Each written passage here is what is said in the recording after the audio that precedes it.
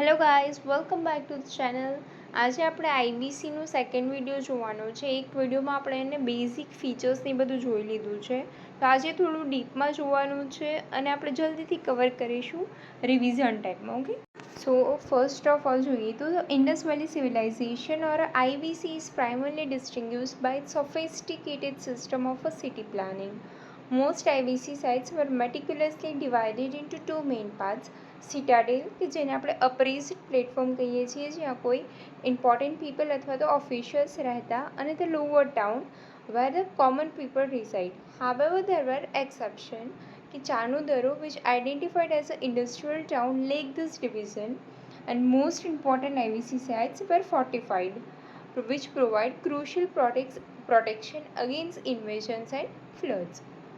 હવે જોઈએ town planning વિશે. તો હરપ્પન સિટીનું જે ટાઉન પ્લાનિંગ છે બહુ સરસ હતું. They followed a street grid like pattern with buildings and streets laid out in a highly orderly fashion, but perhaps the most impressive feature was their incredible, efficient and extensive drainage system. This system was vital for public health and sanitation, which effectively removed waste from house and stormwater from the street. Every house was equipped with bathrooms and wells, which indicate a high standard of living. Large structures like granaries and great baths were prominent, and all constructions used standard bricks, with many buildings even being multi-story. હવે તેમને political life વિશે જોઈએ તો generally તેમનો કોઈ political લાઈફના કોઈ evidence આપણને મળેલા નથી. but some scholars says that it might have been ruled by a priest, making it a theocratic state, or by a group of rich merchants, which indicates there has been an oligarchy. What is notable is that there was an absence of large-scale warfare based on religion, politics or a territory. એટલે કે કોઈ politics, કોઈ જમીનને લગતા કે કોઈ religious war ત્યાં થતા નહોતા. And the Harappan civilization seems to have been a relatively peaceful state. Their focus was on commerce rather than a conflict. હવે આપણે ઇકોનોમી જોવાની છે. તો agriculture form its backbone.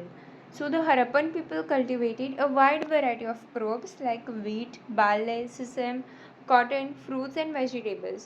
They developed sophisticated irrigation system utilizing a combination of well, canal and dam, even in regions with limited rainfall.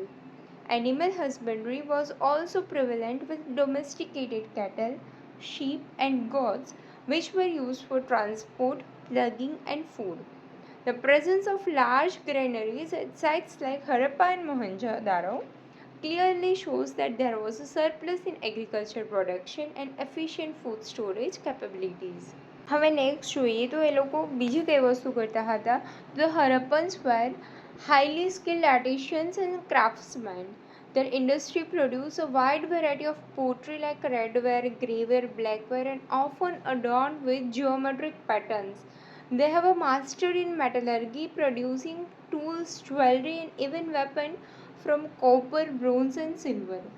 Textile production was advanced with the use of spinning, weaving, and dyeing techniques for cotton and wool fabrics. Jewelry making was flourishing industry, utilizing precious and semi-precious stones.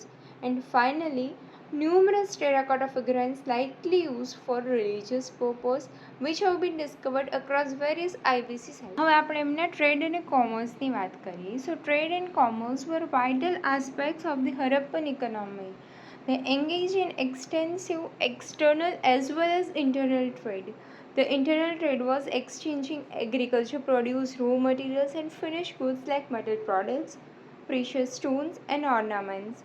They import copper from Khetri, lead from southern India, lapis lazuli from Afghanistan and Kashmir, tin from Iran and gold from Karnataka.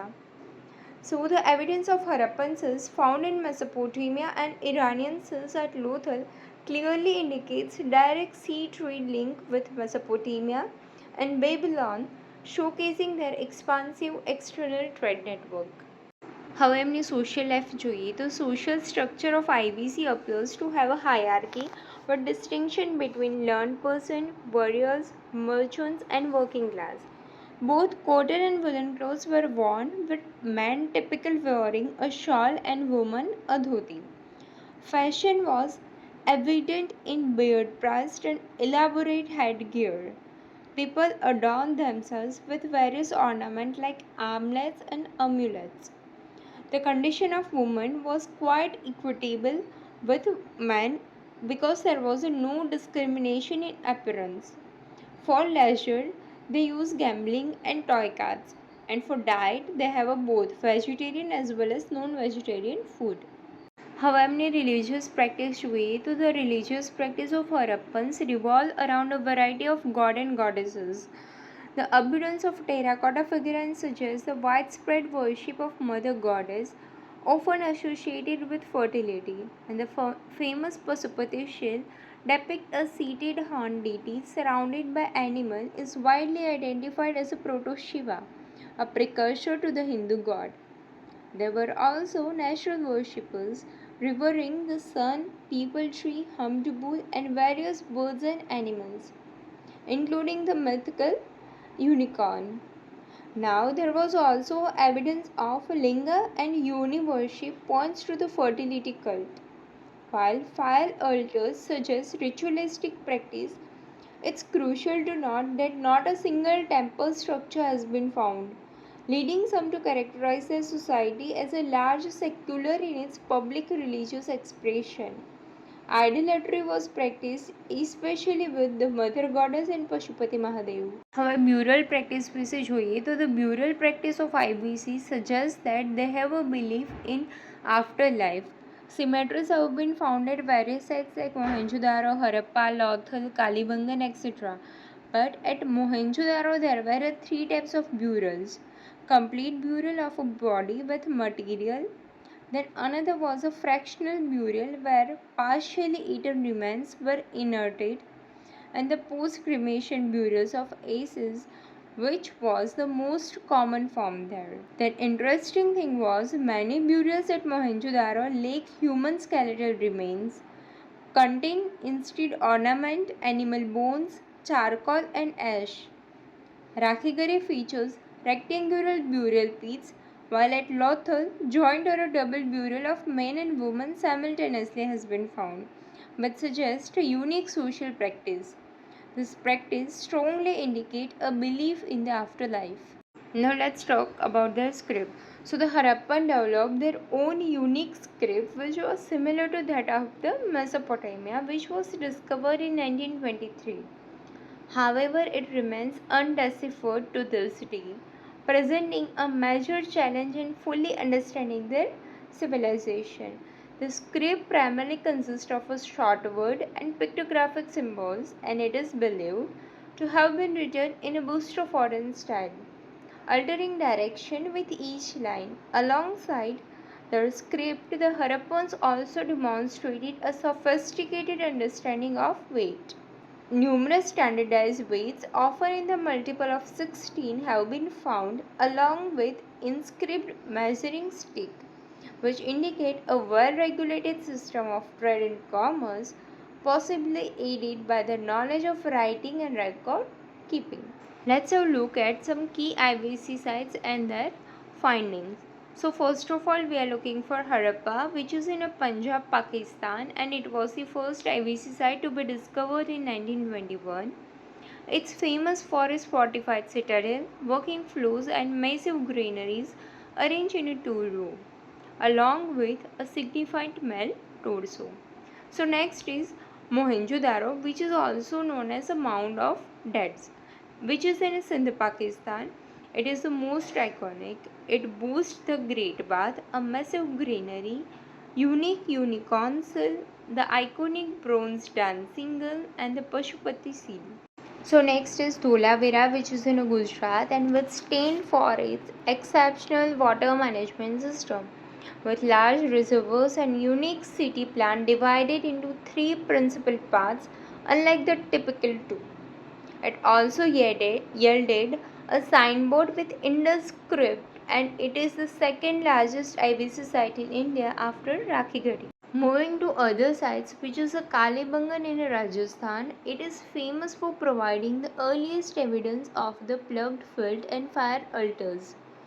Though its bricks were unbaked and its drainage was less efficient. So now it's Lothal, the coastal town of Gujarat, which is known for artificial dockyard, rice husk and bead making factory with a unique town plan where house open into the main street. It's time for Rakhigadi, which is in Haryana, and it is the largest IBC site in India with a well-planned settlement and distinctive sills. It's Surkotada in Gujarat, which is famous for the discovery of horse bone, which was major debated topic. So next is Banamali in Haryana, which is notable for its high quality barley, but it lacked an efficient drainage system. So next is Chanhuduru, which is in a Sindh, and it stands out as an industrial town without a fortified citadel, which indicate a different urban structure. There are many other sites of the IBC like Kotdiji, Ropur, Alamgirpur, Rangpur, etc. Quick revision જોઈએ તો fortified સિટાડલ્સ જોવા મળેલા છે, urban planning હતું, grid પેટર્નમાં street જોવા મળેલી છે, ડ્રેનેજ સિસ્ટમ હતી. પછી આપણે આગળ જોઈએ તો મલ્ટી સ્ટોરી બિલ્ડિંગ્સ હતી, બર્ન્ટ બ્રિક યુઝ થયા હતા. પછી આપણે ત્યાં બાથરૂમ ને એ બધું જોવા મળેલું છે, વોટર રિઝર્વર્સ જોવા મળેલા છે. ઇકોનોમિકલી એ લોકો એમ્પ્લોયમેન્ટ હતા એમના જોડે, પ્લસ એમના જોડે સ્ટાન્ડર્ડ વેટ પણ હતા. નેક્સ્ટ એમના જોડે કોમન સ્ક્રિપ્ટ હતી પણ જે હજી ડેસિફર્ડ થઈ નથી. અધર કે એ લોકો રિલિજિયસ હતા પણ ટેમ્પલનું એબ્સન્સ જોવા મળે છે. ગ્રેટ પાથ હતું, ફાયર લેટર્સ જોવા મળે છે જે બતાવે છે કે ઓલો સ્પિરિચ્યુઅલ હતા. ત્યારબાદ બ્યુરલ્સ પણ જોવા મળે છે, એટલે આફ્ટર લાઈફમાં પણ માનતા હતા. હવે આપણે જોયું તો એમનું ડિક્લાઇન કઈ રીતે થયું છે. તો ફર્સ્ટ ઓફ ઓલ તો 1900 BCE અરાઉન્ડ થયું છે, બટ કઈ રીતે એના કોઈ પ્રોપર એવિડન્સ આપણને મળેલા નથી. But a will suggests that there was a sudden death due to the Aryan invasions. However, this theory is rejected due to the lack of evidence. But more accepted theory is the theory of gradual decline by rakes, which suggests a combination of factors like tectonic activity which led to raise the floodplains, જેના લીધે flood planes આવવા માંડ્યા. મોહેન્જો-દરો જેવા city છે જેમાં floods થયા, કોઈ જગ્યાએ ડ્રાઉટ થયું, અને આ બધા જે ઇકોલોજીકલ પ્રોબ્લેમ્સ છે એન્વાયરમેન્ટલ ડિગ્રેડેશનના લીધે ધીમે ધીમે ગ્રેજ્યુઅલ ડિક્લાઇન થયું. It's likely a complex interplay of these factors led to a gradually decline of the great civilization. Guys, જો તમને આ વિડીયો ઇન્ફોર્મેટિવ લાગ્યો હોય તો પ્લીઝ તમારા ફ્રેન્ડ્સ જોડે શેર કરી દો, વિડીયોને લાઇક કરી દો, ચેનલને સબસ્ક્રાઈબ કરી દો. Thank you.